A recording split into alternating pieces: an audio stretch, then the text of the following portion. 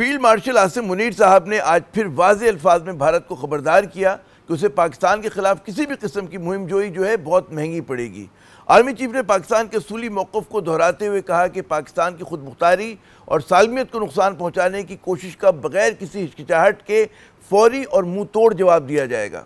آج national security and war course مکمل کرنے والے مسلح افواج کے افسران سے خطاب کرتے ہوئے آرمی چیف نے یہ بھی کہا کہ ہماری آبادی کے مراکز، فوجی اڈوں، اقتصادی مراکز اور بندرگاہوں کو نشانہ بنانے کی کسی بھی کوشش کا شدید، گہرا اور تکلیف دہ اور سوچ سے بڑھ کر زیادہ سخت جواب ملے گا۔ یعنی کہ پاک فوج کی طرف سے تسلسل اور وضاحت کے ساتھ دشمن کے لیے ایک ہی پیغام ہے، وہ یہ کہ پاکستان اپنی قومی سلامتی کے لیے نہ کسی لچک کا مظاہرہ کرے گا اور نہ دشمن کو کسی قسم کی رعایت دے گا۔ بھارت کی حالیہ جارحیت اور مسلسل جاری رہنے والی ریشہ دوانیوں کی روشنی میں پاکستانی جو ہیں ایسے ہی مضبوط موقف کی توقع رکھتے ہیں، لیکن سیاسی محاذ پر بھارت کو دیے جانے والے اشاروں میں جو ہے ہمیں یکسوئی سے زیادہ کنفیوژن نظر آ رہا ہے۔ سابق وزیر خارجہ اور پاکستان پیپلز پارٹی کے چیئرمین محترم بلاول بھٹو زرداری کا الجزیرہ کو دیا گیا انٹرویو اس کی ایک مثال ہے۔ انٹرویو میں جب ان سے پوچھا گیا کہ کیا پاکستان لشکر طیبہ کے حافظ سعید اور جیش محمد کے مسعود اظہر کو بھارت کے حوالے کر سکتا ہے، تو بلاول صاحب نے جواب دیا کہ پاکستان کو ان افراد کی حوالگی پر کوئی اعتراض نہیں ہوگا۔ بلاول صاحب کے بقول کانفیڈنس بلڈنگ میجر کے طور پہ یہ قدم اٹھایا جا سکتا ہے کہ اگر نئی دلی جو ہے وہ بھی تعاون کرنے پر آمادہ ہو۔ اس انٹرویو کے منظر عام پر آنے سے 2 روز قبل بلاول صاحب اسلام آباد میں کانفرنس میں یہ فرما چکے ہیں کہ جی پاکستان بھارت کے ساتھ دہشت گردی کے خلاف تاریخی شراکت داری کے لیے تیار ہے۔ دہشت گردی کے خلاف پاکستان اور بھارت کے درمیان اشتراک کی خواہش کا اظہار بلاول صاحب نے 4 جون کو نیو یارک میں بھی کیا، جس میں انہوں نے ISI اور بھارتی خفیہ agency research and analysis wing یعنی کہ رو کے درمیان تعاون کی تجویز پیش کی۔ کیا بلاول بھٹو صاحب کی ان تجاویز کو سنجیدگی سے لینا چاہیے؟ کیا یہ تجاویز جو ہیں شہباز حکومت اور GHQ کی سوچ کی نمائندہ ہیں اور اس کی آئینہ دار ہیں؟ کیا اس بھارت کے ساتھ تعاون ممکن ہے کہ جو گلے گلے پاکستان میں ہونے والی دہشت گردی میں ملوث ہے، جس نے پاکستان کے خلاف آبی جارحیت کا ارتکاب کیا ہے، جو پانی کو ویپنائز کر رہا ہے، جس نے پاکستانی شہروں اور آبادیوں پر ابھی مئی میں بمباری کی؟ بھارت کی قیادت پاکستان کے معاملے پر کسی قسم کی لچک کا مظاہرہ نہیں کر رہی۔ سفارتی ناکامیوں کے باوجود اس کا پاکستان مخالف بیانیے میں معمولی سا بھی آپ کو رد و بدل جو ہے نظر نہیں آتا۔ پھر کیوں پاکستان کی ایک بہت بڑی پارٹی کے رہنما اور سابق وزیر خارجہ ایسے متنازع بیانات دے رہے ہیں جو پاکستان کی برسہ برس کی پالیسی کی نفی کرتے نظر آ رہے ہیں؟ بات کرنے کے لیے ہمارے ساتھ موجود ہیں خرم دستگیر خان صاحب، سابق وفاقی وزیر ہیں اور سینئر رہنما نون لیگ کے۔ یہ اس وقت کا بھی حصہ تھے جس نے بھارت کے ساتھ 4 روزہ لڑائی کے بعد پاکستان کے موقف کو امریکہ اور دنیا کے دیگر مغربی ممالک میں اجاگر کیا۔ شکریہ خرم صاحب ہمارے ساتھ دینے کا۔ سب سے پہلے تو یہ بتائیے کہ بلاول صاحب نے گزشتہ چند ہفتوں میں بھارت کے حوالے سے دلچسپ بیانات دیے ہیں۔ تازہ ترین ان کا الجزیرہ کو دیا گیا انٹرویو ہے جس میں انہوں نے فرمایا کہ جی بطور کانفیڈنس بلڈنگ پاکستان کو حافظ سعید صاحب اور مسعود اظہر صاحب کو بھارت حوالے کرنے پر اعتراض نہیں۔ کیا ہم اسے حکومت پاکستان اور آپ کی جماعت کا بھی موقف سمجھیں؟ جی، اس کی تو ابھی حکومت کے ساتھ اور ریاست کے ساتھ گفتگو ہونا باقی ہے کہ کیا اس سٹیج پہ پاکستان یہ قدم اٹھا سکتا ہے۔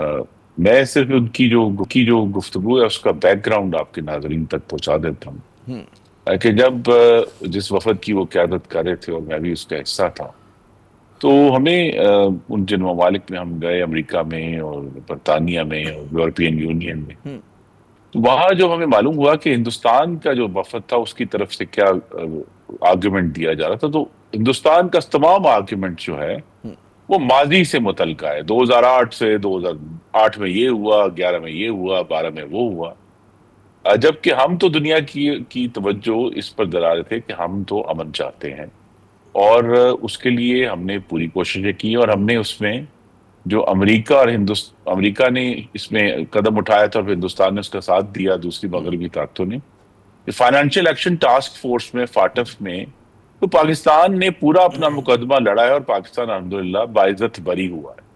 تو لہٰذا وہ کیس بار بار نہیں لڑا جا سکتا۔ ہم نے اس کو جو بھی اس کے جوابات تھے، اس میں جو ایکشنز لینے تھے، پاکستان نے بہت بڑے ایکشنز لیے اندرونی دہشت گردی کے خلاف۔ تو بلاول صاحب غالباً اس ماضی کی طرف بھی اشارہ کر رہے ہیں، لیکن ابھی یہ پالیسی بننے میں کچھ فاصلہ ہے، اور اس پالیسی کی جو ڈسکشن ہے اس کا آغاز بھی انہی کی طرف سے ہوگا، تو پھر اس پر غور کیا جائے۔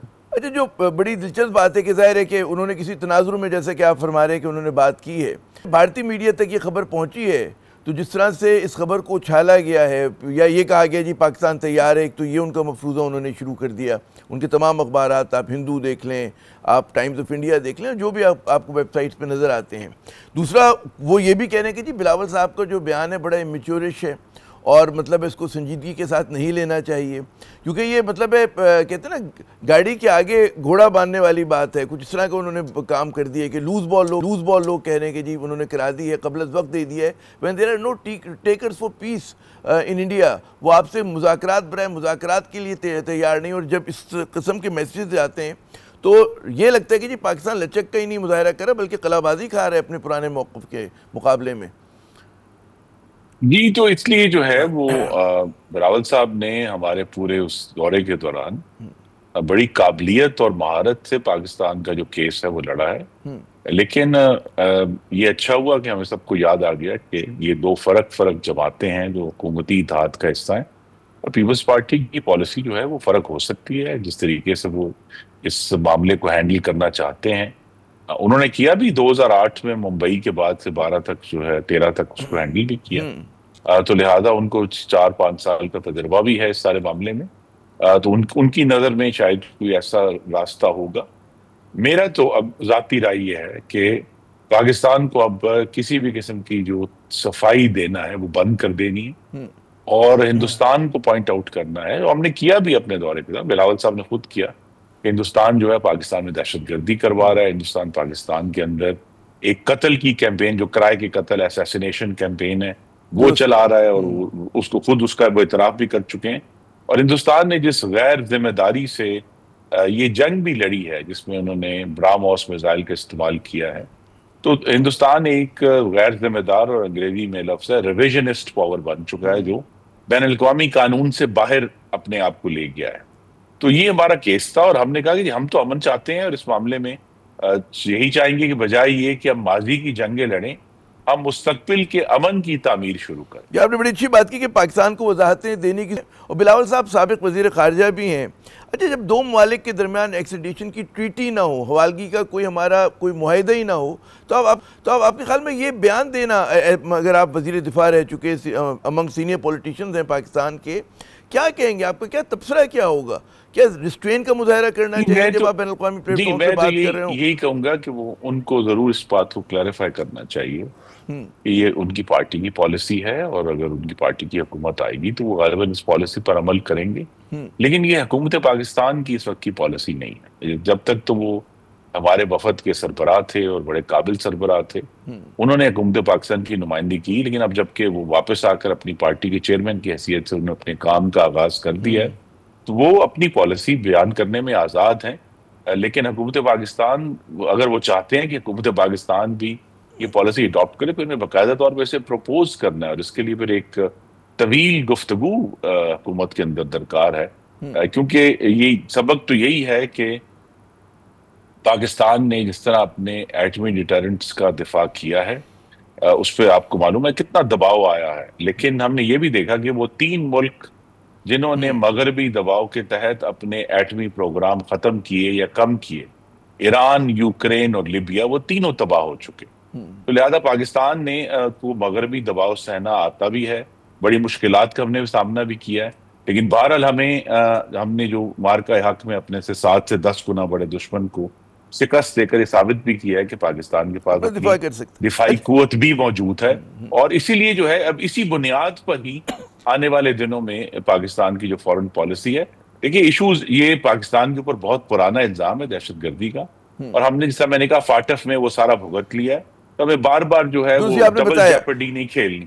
اچھا، آپ نے یہ فرمایا کہ بلاول صاحب نے یقیناً نوجوان رہنما ہیں، تعلیم یافتہ ہیں، اچھی انگریزی بولتے ہیں، اور آپ نے بالکل کہا کہ قابلیت سے انہوں نے پاکستان کی نمائندگی کی۔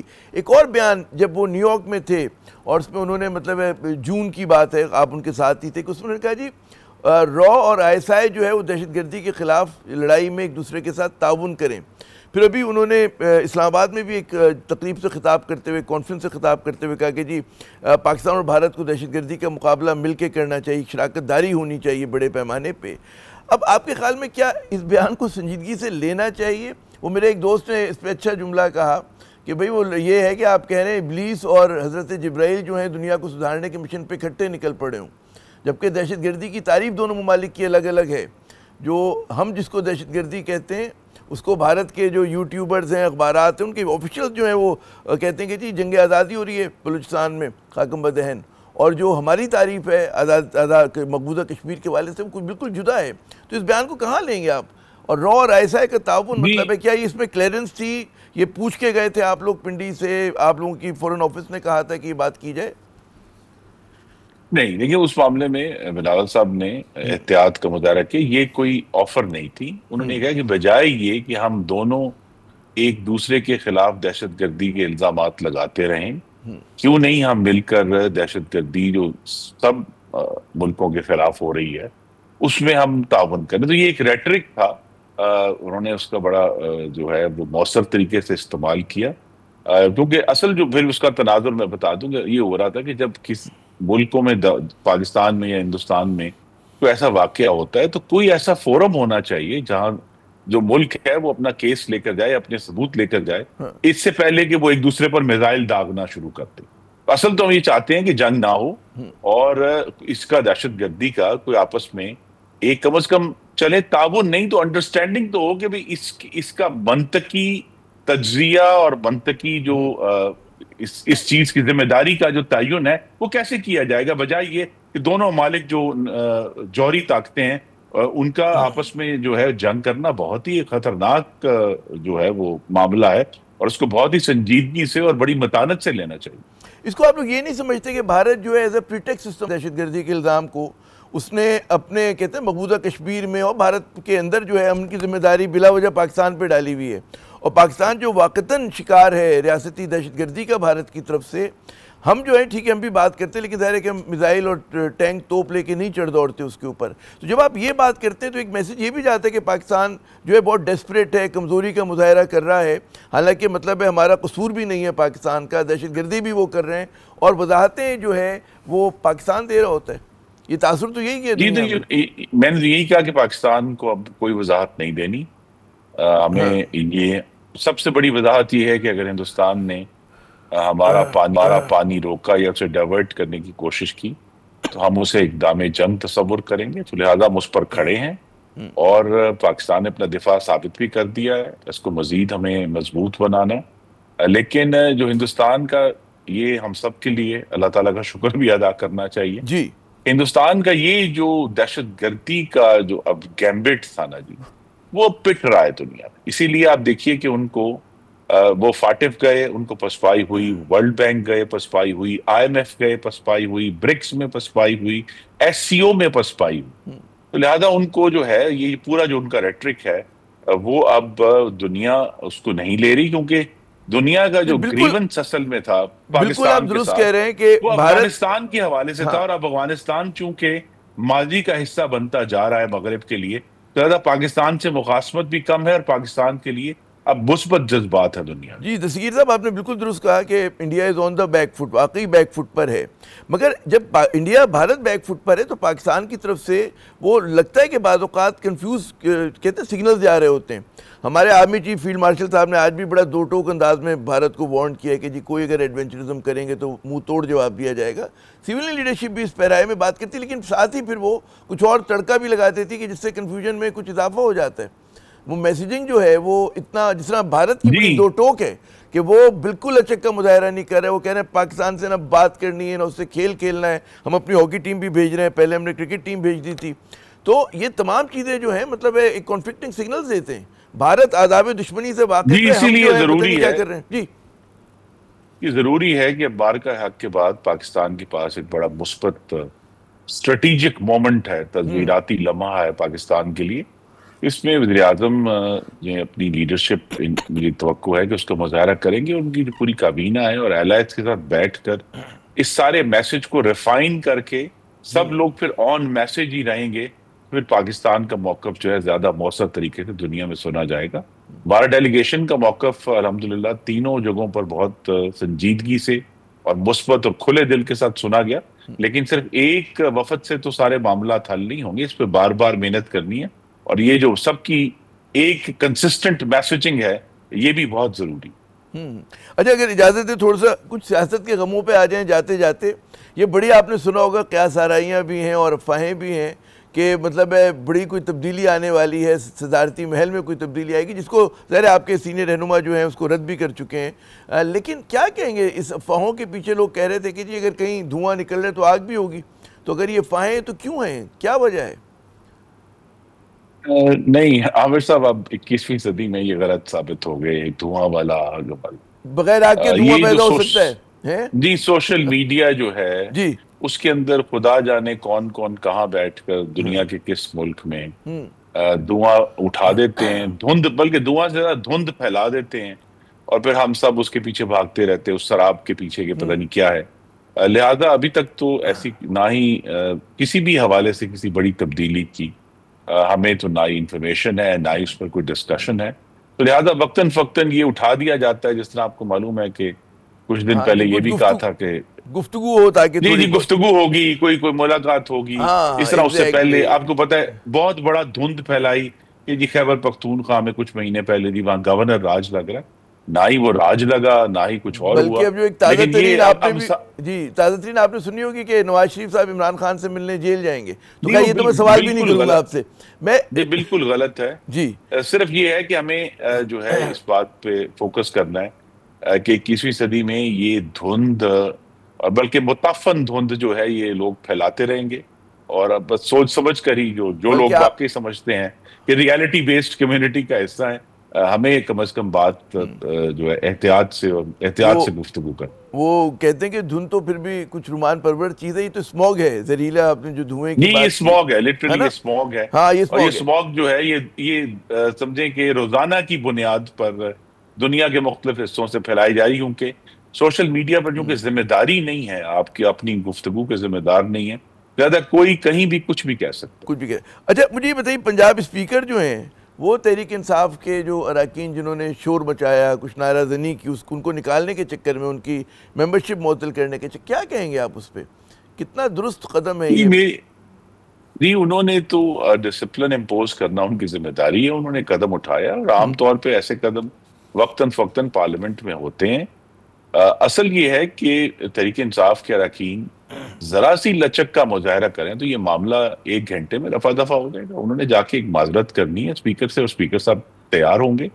لیکن چونکہ یہاں ایک ایسی جماعت اپوزیشن میں ہے جو سیاسی جمہوری رواداری کو کمزوری سمجھتے ہیں, وہ کہتے ہیں یہ کیسی بات ہے جا کے آپس میں بیٹھ کر بات کرنا, یہ تو بڑی کمزور بات ہے. تو لہذا اگر اس کو وہ سیاسی جمہوری پارلیمانی رواداری کے تحت حل کرنا چاہیں تو یہ بہت جلد حل ہو جائے, حل ہو سکتا ہے. اور ماضی میں ہم نے دیکھا کہ تمامی جماعتوں نے شور وور مچایا ہے, نعرے بازی کی ہے, یہ سب کچھ تو چلتا رہتا ہے. جی میں اس لیے کہہ رہا ہوں نا کہ یہ کوئی نئی بات نہیں ہوئی ہے. بہت بہت شکریہ جی, بہت بہت شکریہ دستگیر صاحب, آپ نے اپنا قیمتی وقت دیا. آپ نے خرم دستگیر صاحب کی گفتگو سنی, پاک بھارت تعلقات کے حوالے سے بڑا دو ٹوک ان کا موقف تھا. یہاں پہ ایک ہم وقفہ لیتے ہیں, وقفے کے بعد جب دوبارہ حاضر ہوں گے تو کچھ بات کریں گے. کہتے ہیں پنجاب اسمبلی کے دکھوں کی, جو پنجاب میں سیاست ہو رہی ہے اس کی. ہمارے ساتھ رہیے گا. اسپیکر پنجاب اسمبلی ملک احمد خان صاحب اس موقف پر مضبوطی سے ڈٹے ہوئے ہیں کہ جی تحریک انصاف کے ان 26 اراکین کی رکنیت ختم کر دی جائے جنہوں نے اسمبلی میں نعرہ بازی کی اور مبینہ طور پہ توڑ پھوڑ میں ملوث ہوئے. پاکستانی جمہوریت کے لیے کیا یہ نیک شگون ہوگا, یا پھر یہ قدم جو ہے محاذ آرائی بڑھانے کا اور ایک منفی روایت کو جنم دینے کا سبب بنے گا؟ بات کرنے کے لیے ہمارے ساتھ موجود ہیں پنجاب اسمبلی میں قائد حزب اختلاف محترم ملک احمد خان بچار صاحب. جناب بچار صاحب, بہت شکریہ اپنا قیمتی وقت دینے کا. حکومت کا کہنا ہے کہ جی کرسیاں مارنا, مائک اکھاڑنا, لڑنا جھگڑنا احتجاج نہیں ہے, اس کا احتساب ضروری ہے, کیا کہیں گے؟ جی بسم اللہ الرحمن الرحیم. دیکھیں بات سنیں, آپ کی اس بات کو میں 3 حصوں میں تقسیم کروں گا. جی پہلی بات یہ ہے کہ انہوں نے جرمانہ لگایا یہ بات کہہ کے کہ انہوں نے مائک توڑے, اور ہم 100% ڈینائی کرتے ہیں کہ ہم نے کوئی مائک نہیں توڑے. اور اس کے بعد دوسری بات یہ کرتے ہیں کہ انہوں نے کرسیاں توڑی ہیں. کرسیاں آپ کے سامنے, ہم نے اسپیکر صاحب کو ریکویسٹ کر دی ہے, ریٹرن کر دی ہے کہ ہمیں CCTV کیمرے لگے ہوئے ہیں, ہمیں دکھا دیا جائے. کہ ہم نے کوئی مائک توڑے ہیں یا کرسیاں توڑی ہیں. اس کے بعد سسپینڈ کیے گئے ہمارے لوگ 26 لوگ. نعرے بازی دونوں طرف سے ہوئی ہے. جب نعرے بازی ہوتی ہے تو وہ ظاہر ہے آپ کو پتہ ہے اس سے بڑے بڑے واقعات اسمبلیز میں ہو چکے ہیں. پھر ریفرنس بھیجے گئے 26 لوگوں کے خلاف. یعنی یہ ایک یونیک سٹیپ ہے. ایسا کبھی اسمبلی کی تاریخ میں ہوا نہیں ہے کہ اسپیکر ریفرنس بھیج رہا ہے ایم پی ایس کے خلاف صرف نعرے بازی پہ ڈسکوالیفیکیشن. سسپینشن اور چیز ہے, ڈسکوالیفیکیشن اور چیز ہے جی. اور میں یہ سمجھتا ہوں کہ یہ اسپیکر صاحب کا یہ جو اقدام ہے یہ تو بڑا ایک عجیب و غریب, یعنی ایک جس طرح انہوں نے ایک ذاتی انا کا مسئلہ بناتے ہوئے یہ کام کیا ہے. تو اگر آپ یہ سمجھیں کہ حکومت کے خلاف احتجاج اسمبلی کے اندر نہیں ہوگا, آواز دبائی جا سکے گی, تو یہ جب تک ہم پاکستان تحریک انصاف کے ایم پی ایز ہیں یہ نہیں ہو سکتا. مجھے یہ بتائیے کہ ملک احمد خان بڑے بھلے سے وہ ہیں, شخصیت ہیں, وجہ ہے کہ اتنا بقول آپ کے جو آپ فرما رہے ہیں کہ اتنا مطلب ہے کہ انتہا پسندانہ وہ قدم اٹھانے پہ مجبور ہوئے. کچھ تو ہوا ہوگا اس کے رن اپ میں. آپ لوگ کہہ رہے ہیں کہ جی نہ کرسیاں ٹوٹی نہ مائک کھاڑے, کچھ بھی نہیں کیا. نعرہ زنی تو خیر ہماری یہاں پرانی ایک روایت ہے. جناب نعرہ بازی ہوئی ہے, اس سے آگے کچھ بھی نہیں ہوا. تو میں نے کہا یہ روشنی ڈالی ملک احمد خان. ملک احمد خان کیوں ناراض ہو گئے آپ سے اتنا؟ وہ تو بڑے مطلب اس سے میں آپ کو بتاتا ہوں, میں بتاتا ہوں, وہی میں اسی طرف آ رہا ہوں جی. ہاں سر عرض یہ ہے کہ اس وقت جو پنجاب کی صورتحال ہے وہ آپ کے سامنے ہے. ایک مسلسل تشہیری مہم پہ جھوٹ بولا جا رہا ہے, اربوں روپے تشہیر پہ لگا دیے گئے. ابھی یہ محرم کے صرف لاہور کے 20-30 کروڑ روپے لگا دیا گیا.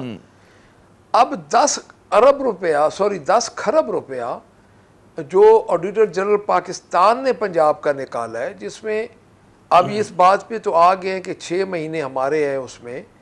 اچھا وہ ہیں, آپ نے RHC BHU سارے پرائیویٹائز کر دیے, آپ نے 1,30,000 ملازم کو باہر بٹھا دیا. لا اینڈ آرڈر کی یہ پوزیشن ہے کہ 5% آپ کا ریشو بڑھ گئی ہے اس کی کیسز کی. خواتین پہ جو ظلم ہو رہا ہے, ہر آدھے گھنٹے بعد خواتین پہ زیادتی کے کیسز بڑھ رہے ہیں. ان ساری باتوں کا, اور سب سے اس کے علاوہ ہماری جو ملاقاتیں اڈیالہ پنجاب کی ڈومین میں آتا ہے, خان صاحب پہ مقدمات ہیں, جیل میں ہیں, ان کی وائف جیل میں ہیں, تو ملاقاتیں نہیں ہونے دے رہے. تو اس پہ ہم اس کے آگے گھگو گھوڑے بن کے بیٹھے رہے, ہم احتجاج نہ کریں اگر بی بی آئے اسمبلی کے اندر. تو مجھے اس پہ ان کی ناراضگی دباؤ کے اندر ناراضگی ہے. یعنی وہ بی بی کو راضی کرنے کے لیے وہ ایک ناراضگی اپنی ہمارے اوپر جو ناراضگی, وہ یہ بی بی سے مراد آپ کی ہے کسٹوڈین آف دا ہاؤس ہے مریم نواز صاحب. آپ یہ کہہ رہے ہیں ان کو خوش کرنے کے لیے. یس محترمہ مریم نواز صاحب جی. اچھا مجھے بتائیے کہ الیکشن کمشنر سے ملاقات کر لی پنجاب اسپیکر نے, تو کیا کوئی اشارہ ہے یہ کسی طرف کہ کچھ ہونے جا رہا ہے, ان کی جو وہ ہے خواہش ہے وہ پوری ہو جائے گی؟ دیکھیں جی اس وقت 26th امینڈمنٹ جو ہوئی وہ بھی ذاتی خواہشات کو پورا کرنے کے لیے ہوئی, یہ بھی ہوئی, لیکن یہ نا پورے ان کے اپنے ایم پی ایز میں خوف ہے. ایم پی ایس نون کے ایم پی ایز, نون کی بھی جو کچھ لیڈرشپ جو سینئر لیڈرشپ ہے وہ اس بات کو اچھی نگاہ سے نہیں دیکھ رہی, چونکہ یہ ایک بالکل ہی نیا کام ہونے جا رہا ہے. آپ ایک ایم پی اے کو کہیں, یہ تو اس طرح ہوگا کہ کوئی اٹھ کے فائل اٹھائے گا اور کسی سول جج کے پاس چلا جائے گا, جی ایم پی اے کو ڈی سیٹ کر دے, اس نے گالی دی ہے. یہ کہاں لے کے جا رہے ہیں؟ یہ تو اسمبلیوں کے دروازے بند کر دے, اس اسمبلی کا فائدہ ہی نہیں ہے جہاں پہ آواز نہ اٹھائی جا سکے. تو آپ لوگوں کی کیا حکمت عملی ہوگی اگر فرض کریں کہ وہ کامیاب ہو جاتے ہیں ڈسکوالیفائی کرانے میں آپ کے 26 اراکین کو؟ آپ کی ظاہر کہ جو طاقت ہے, اسٹرینتھ ہے, وہ اور کم ہو جائے گی اسمبلی کے اندر. کیا حکمت عملی ہوگی, پھر کیا کریں گے آپ لوگ؟ دیکھیں جی ان کا میرا خیال ہے کہ ان کا دل یہی ہے کہ اسمبلی کے بینچز خالی رہیں, اسمبلی کے بینچز خالی رہیں گے. اب دیکھیں نا سپلیمنٹری بجٹ انہوں نے صرف 23-24 بندوں کے ساتھ پاس کیا ہے, فوٹیجز ہمارے پاس ہیں. نہیں خالی کیوں رہیں گے وہ, خالی کیوں رہیں گے وہ جو سیٹس ہے اس پہ بائی الیکشن ہوگا.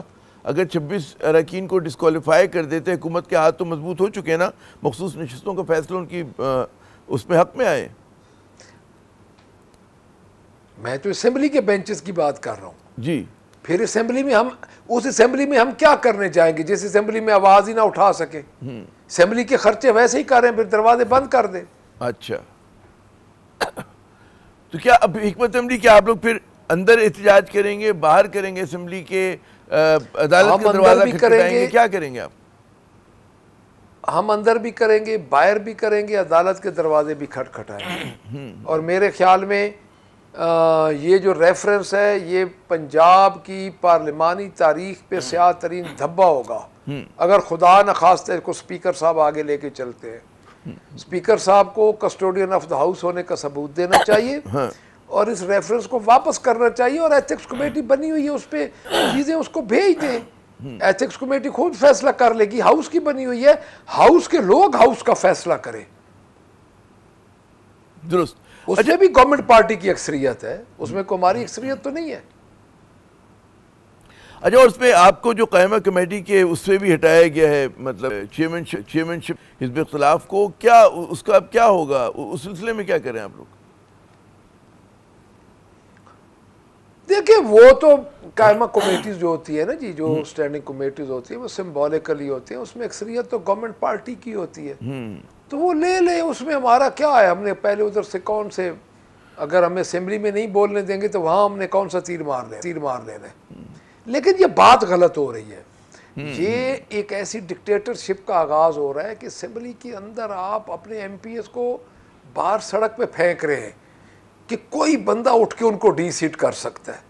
یعنی جب بندہ حلف لے لیتا ہے، جب بندہ اوتھ پہ آ جاتا ہے، پھر اس کو ڈی سیٹ نہیں کیا جا سکتا جب تک اس کی کوئی عذرداری نہ ہو، اس کا کوئی سالڈ گراؤنڈ نہ ہو، اس کے خلاف کوئی کیس آلریڈی ریٹرن کینڈیڈیٹ ہونے سے پہلے نہ چل رہا ہو، یا کوئی ایسا واقعہ وہ اسمبلی سے باہر نہ کرے، کو خدا نہ خواستہ ایسے کو اخلاقی جرم میں جہاں پہ کو مرڈر، کوئی اس قسم کا جو واقعہ نہ ہو. نہیں تو اسمبلی کو مذاق ہے یہ کہ آپ عوامی نمائندے کو، جس کو عوام نے، اور ہم فارم 45 والے ایم پی ایز ہیں، 47 والے تو ہیں نہیں. یہ مجھے بتائیے، نون لیگ سے کوئی آپ کو کوئی جنرل مینڈیٹ والے ان کو آپ باہر بھیج رہے ہیں. نون لیگ کی طرف سے کوئی آپ کو سپورٹ مل رہی ہے؟ اس کے کوئی اراکین آپ سے اظہار ہمدردی کر رہے ہیں آ کے، ان سے کسی سے بات چیت ہو رہی ہے، اور سارے کے سارے اسپیکر کے پیچھے ہیں؟ کیا لگ رہا ہے آپ کو؟ نہیں، میں نہ ہی سپورٹ، دیکھیں جی ان کی اپنی جماعت ہے، لیکن ایم پی ایز اپنے آپ کو غیر محفوظ. دیکھیں کل نون لیگ بھی اپوزیشن میں ہو سکتی ہے، انہوں نے ساری عمر یہ ایک ونڈو بڑی غلط کھول رہی ہے. روایت غلط کھولی، ونڈو غلط کھولی جا رہی ہے، ایک منفی روایت بقول آپ کے. اچھا، میں ایک اور ایشو کی طرف آپ کی توجہ مبذول کراؤں گا. میں مولانا فضل الرحمان صاحب کا بیان پڑھا تھا، وہ لاہور کے دورے پر ہیں، ان سے کوئی متحدہ ایکشن کمیٹی سرکولر روڈ کے اراکین ملے، اور انہوں نے اعتراض کیا کہ جی حکومت جو ہے، صوبائی حکومت جو ہے، شاہ عالم مارکیٹ اور سرکولر روڈ پہ جو ہے 7000 دکانوں اور 500 گھروں کو مسمار کرنا چاہتی ہے. اور اس پہ ظاہر ہے کہ مولانا نے اس پہ تنقید کی اور بڑے مضبوطی کے ساتھ کھڑے ہوئے ان کے ساتھ. آپ لوگ کیا دیکھ رہے ہیں، کیا ہو رہا ہے وہاں پر؟ اس طرح کے مطلب ہے، ان کا کہنا تھا شہر کی خوبصورتی کے لیے لوگوں کو جو ہے، لاکھوں افراد کو بے گھر نہیں کیا جا سکتا، ان کے کاروبار کو تباہ نہیں کیا جا سکتا. جی ہوں کہ میں تو آپ کو پہلے بتا رہا ہوں کہ تشہیری مہم کے علاوہ یہ گورنمنٹ بیڈ گورننس ہے اس کی، اور میں یہ سمجھتا ہوں کہ یہ جو اس کی پالیسیز ہیں یہ ان کے گلے پڑیں گی. اور مجھے بھی پتہ ہے کہ 7000 لوگ وہاں سے بھی یہ بے گھر کرنے کے اس پہ تلے ہوئے ہیں، صرف اپنی ذاتی خواہشات کو پورا کرنے کے لیے. مجھے یہ بتایا جائے کہ ادھر 2 دن پہلے چیف منسٹر صاحبہ ہیلتھ پہ بڑے بڑے دعوے کر رہی تھی، اور پاک پتن والا واقعہ، اور پھر وہاں پہ ڈسپرین نہیں مل رہی. یعنی ادھر لا علمی کی انتہا تھی، ادھر بیڈ گورننس کی انتہا ہے، اور وہاں پہ ایم ایس اور ڈپٹی ایم ایس کو آپ گرفتار کروا رہی ہیں. جب آپ کو یہ پتہ ہی نہیں ہے کہ وہاں پہ ہو کیا رہا ہے، تو آپ اسمبلی میں غلط بیانی کیوں کر رہی ہیں؟ درست. اچھا، میرا آخری سوال آپ سے کہ ہم یہ دیکھ رہے ہیں کہ جب بھی احتجاج کی پی ٹی آئی کال دیتی ہے، وقتاً فوقتاً دیتی رہتی ہے، پھر ارادہ کریں عمران خان صاحب، آپ کی جماعت کے سینئر رہنما یہی فرما رہے ہیں. اب لیکن پنجاب جو ہے وہ نہیں منظم ہو پاتا، پنجاب پی ٹی آئی جو ہے وہ کارکنوں کو باہر نہیں لا پاتی. کیا وجہ ہے اس کی؟ کیا آپ کا تنظیمی سٹرکچر وہاں پہ کمزور ہے؟ پنجاب ایک